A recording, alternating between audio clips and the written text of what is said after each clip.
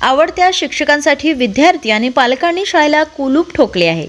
भंडारा शहराच्या शेजारी असलेल्या गणेशपूर ग्रामपंचायतमधील जिल्हा परिषद डिजिटल पब्लिक स्कूलला कुलूप ठोकून शाळकरी विद्यार्थी, पालक, जिल्हा परिषद सदस्य आणि गावकरी मिळून ठिय्या आंदोलन सुरू केलेले आहे। जोपर्यंत बदली करण्यात आलेल्या शिक्षकांना परत पाठवणार नाही तोपर्यंत हे आंदोलन सुरूच राहणार असल्याचे यावेळी आंदोलनकर्त्यांनी सांगितलं।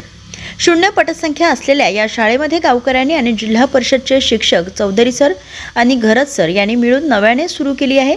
आज या शाळेची पटसंख्या 110 वर पोहोचली आहे।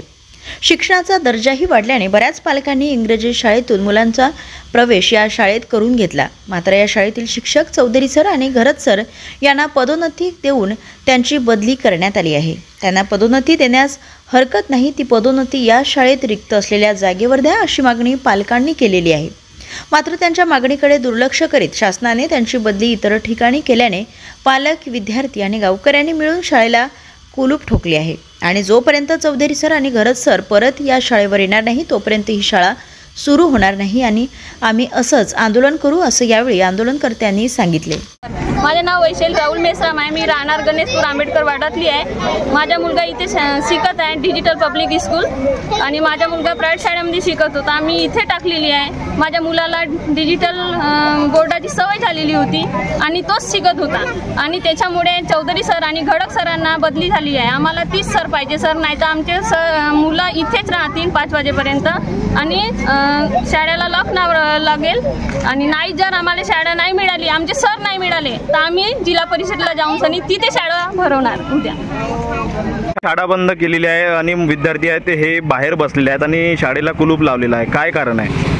ही शून्य पटसंख्याची शाळा होती।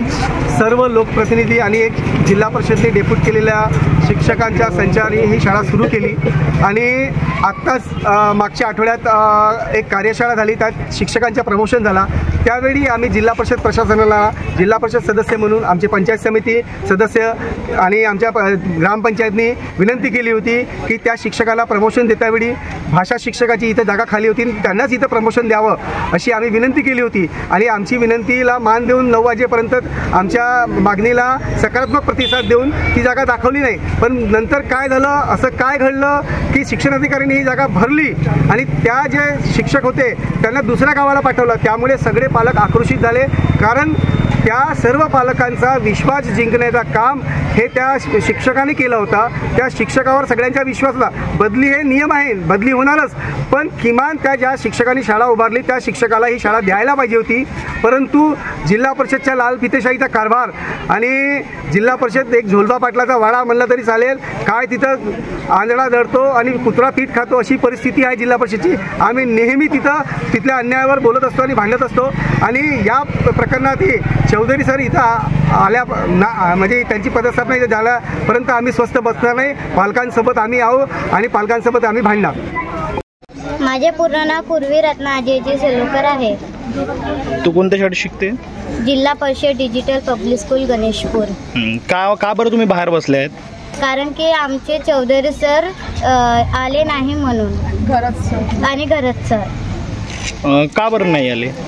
कारण की त्यांची बदली झालेली आहे म्हणून ते आले नाही। कारण की चौधरी सर आणि घरत सर ते आम्हाला चांगले शिकवत होते आणि सगळ्या मुलांना ते समजत होते आणि ते सर खूप चांगले आणि स्वभावाला पण चांगले होते आणि ते आमची सगळ्यांची मदत करत होते। जो नाही समजलं आम्हाला ते सांगत होते, पुन्हा विचारलं तर। तुझी काय मागणी आहे?